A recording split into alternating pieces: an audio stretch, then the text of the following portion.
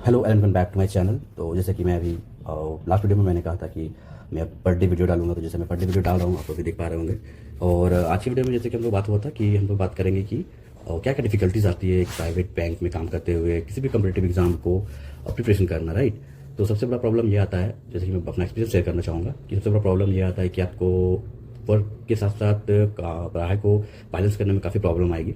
जैसे कि मैं घर पे नहीं रहता हूँ, घर से बाहर रहता हूँ, तो जॉब के सिलसिले में तो सबसे बड़ा प्रॉब्लम ये आता है कि आपको खुद से ही सब कुछ करना है, राइट।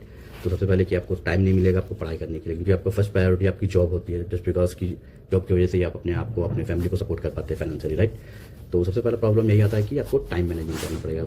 जॉब के साथ साथ आपको जो भी टाइम मिलता है, थोड़ा बहुत भी मिलता है, आपको पढ़ाई पर डालना होगा अगर आप कंपटीशन क्वालिफाई करना चाहते हैं। तो सबसे पहले आपको टाइम मैनेजमेंट सीखना होगा, कितना बजे आपको उठना है, कितना बजे आपको सोना है, प्रॉपर आपके पास रूटीन होना चाहिए, तभी जाके आपको कुछ पॉजिटिवनेस दिखेगी आपकी प्रिपरेशन में, राइट। क्योंकि जैसे कि मैं 9 to 5 जॉब करता हूँ, तो उसके बाद आपको घर आना है, घर आने के बाद आपको फ्रेश होना है, आपको डिनर वगैरह लेना है। डिनर भी हम लोग करते हैं, पीजी है हम लोग के पास, तो पीजी की फैसिलिटीज़ है, तो हम लोग को थोड़ा सा आसान हो जाता है कि बनाना नहीं पड़ता, राइट। तो हम लोग पीजी में जाके खाना वाना खा के 10 बजे तक हम लोग सारा काम को रैप अप करके रेडी हो जाते हैं पढ़ाई के लिए। तो 10 से हम लोग 12 साढ़े 12 बजे तक पढ़ते हैं। हम लोग इसलिए बोल रहे हैं कि मेरे साथ और भी फ्रेंड थे, जैसा कि मैंने लास्ट वीडियो में बताया था कि हमारे पास और भी फ्रेंड्स थे जो कि अदर स्टेट से है, जैसे कि कुछ झारखंड से ही है, कुछ कोलकाता में है, कुछ जैसे कि मैं हैदराबाद में है, कुछ बिहार से भी है मेरे मित्र। तो हम लोग सारे कॉल पे जुड़े हुए रहते हैं और अपना डिस्कस करते हैं, अपना जो भी नोट्स रहता है तो अपना अपना नोट डिस्कस करते हैं एक दूसरे के साथ। सेकेंड थिंग रहता है कि आपको कंसिस्टेंसी रखना पड़ेगा, क्योंकि कभी वर्कलोड बहुत ज़्यादा होता है ऑफिस में, कभी कुछ और काम से ऑफिस का वर्क में ऑफिस वर्क से इतना परेशान हो जाता है, टायर्ड हो जाते हैं दिन भर के काम से, तो रात को आने के बाद फिर आपको वो एनर्जी वो नहीं मिलता है कि आप फिर से ओपन करें लैपटॉप या कॉपी किताब फिर से पढ़ाई करें। तो ये चीज़ को मेंटेन करना पड़ेगा, कंसिस्टेंसी, आपको कंसिस्टेंसी लाना पड़ेगा, आपको पर डे आपका जो रूटीन है वो फॉलो करना पड़ेगा एनी हाउ। हाँ, वीक में एक दिन आप ले सकते हैं ब्रेक, वीक में एक दिन ब्रेक ले सकते हैं संडे को। और बट हम लोग मुश्किल होता है ब्रेक लेना है, क्योंकि हम लोग को मॉक वगैरह ना संडे या सैटरडे छुट्टी रहता है हम लोग का, second Saturday and fourth Saturday. तो हम लोग का मैक्सिमम जो मॉक होता है सैटरडे संडे को ही होता है, तो सैटरडे संडे से हम लोग मॉक करते हैं, एनालाइज करते हैं, बाकी और कुछ नहीं करते हैं, क्योंकि एक तरह से ब्रेक का डे रहता है ना। तो ब्रेक भी जरूरी है, कंटिन्यूसली आप पढ़ेंगे तो आपका माइंड एक टाइम के बाद काम नहीं करेगा, कुछ भी समझ में नहीं आएगा, दिमाग में कुछ नहीं जाएगा। तो ब्रेक भी जरूरी है, तो हम लोग फर्स्ट हाफ पढ़ लेते हैं, सेकंड हाफ में हम लोग घूमते फिरते हैं बाहर, है ना। ये भी जरूरी है आपको प्रिपरेशन के साथ। और तो ये दो चीज़ हो गई। एक और चीज़ जो सबसे इंपॉर्टेंट है आपको, कि आपको कम टाइम में आपको क्वालिटी वर्क करना है, लाइक कम टाइम में आपको स्मार्ट वर्क से पढ़ना है।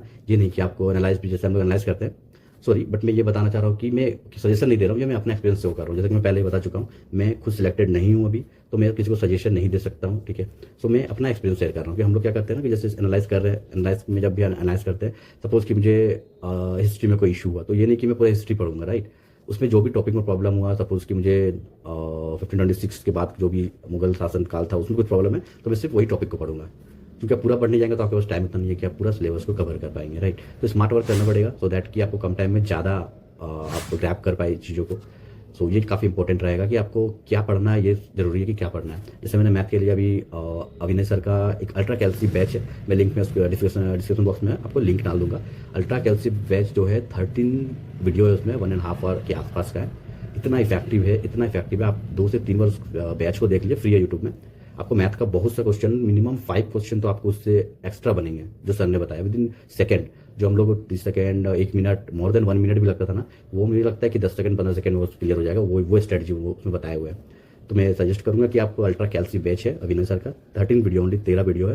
13 को कम से कम आप 2-3 बार देख लीजिए। 5 क्वेश्चन आपका एग्जाम में पक्का मैच करेगा, उससे पक्का आप उससे निकाल लेंगे 5 क्वेश्चन, राइट।